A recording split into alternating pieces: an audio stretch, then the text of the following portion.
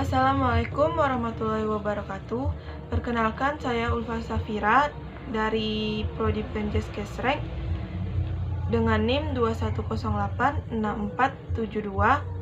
dengan seksi 0503 akan memaparkan hasil makalah saya yang berjudul Sejarah Perkembangan Filsafat Olahraga. Yang pertama, pengertian sejarah. Sejarah adalah kejadian yang terjadi pada masa lampau yang disusun berdasarkan peninggalan-peninggalan berbagai peristiwa. Peninggalan-peninggalan itu disebut sebagai sumber sejarah. Ada 3 aspek dalam sejarah, yaitu masa lampau, masa kini, dan masa yang akan datang. Masa lampau dijadikan titik tolak untuk masa yang akan datang, sehingga sejarah mengandung pelajaran tentang nilai dan moral. Sejarah akan dapat dipahami oleh generasi penerus dari masyarakat yang terdahulu sebagai suatu cermin untuk menuju kemajuan dalam kehidupan bermasyarakat, berbangsa, dan bernegara. Periode zaman Yunani. Periode filsafat Yunani memegang peran krusial dalam sejarah peradaban manusia, karena pada waktu itu terjadi perubahan besar dalam pola pikir manusia dari mitos-mitos kepada pemikiran-pemikiran nasional. Manusia yang dulunya pasif dan pasrah dalam menghadapi fenomena alam menjadi lebih aktif dan kreatif dan mau menguasai alam ini.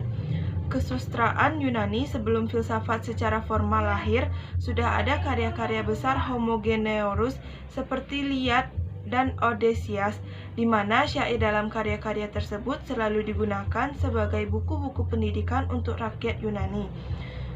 Sudah ada ilmu pengetahuan di Timur Kuno.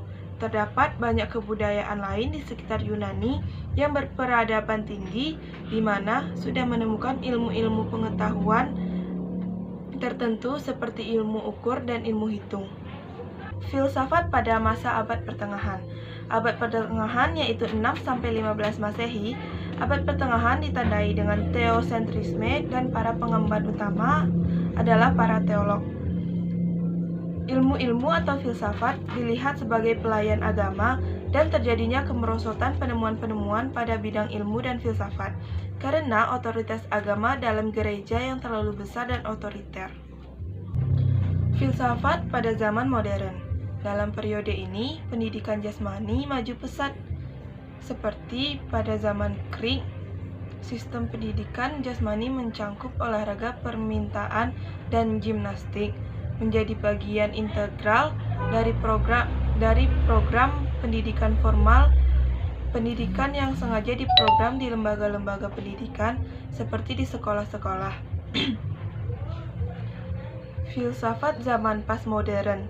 Pada abad ini, tugas filsafat bukanlah membuat pernyataan-pernyataan tentang sesuatu yang khusus, tapi memecahkan persoalan yang timbul akibat ketidaksepahaman terhadap bahasa dan logika. Baiklah, kesimpulan yang dapat saya tarik dari dalam materi ini adalah perkembangan filsafat dari zaman ke zaman akan terus berubah. Filsafat pada zaman sekarang ini sudah mengalami banyak proses yang sangat panjang, yaitu mulai dari zaman purba atau zaman mulainya penalaran yang selalu menyelidiki, lalu ke zaman pertengahan hingga akhirnya di zaman modern ini. Sekian dari saya. Wabillahi taufiq wal hidayah. Wassalamualaikum warahmatullahi wabarakatuh.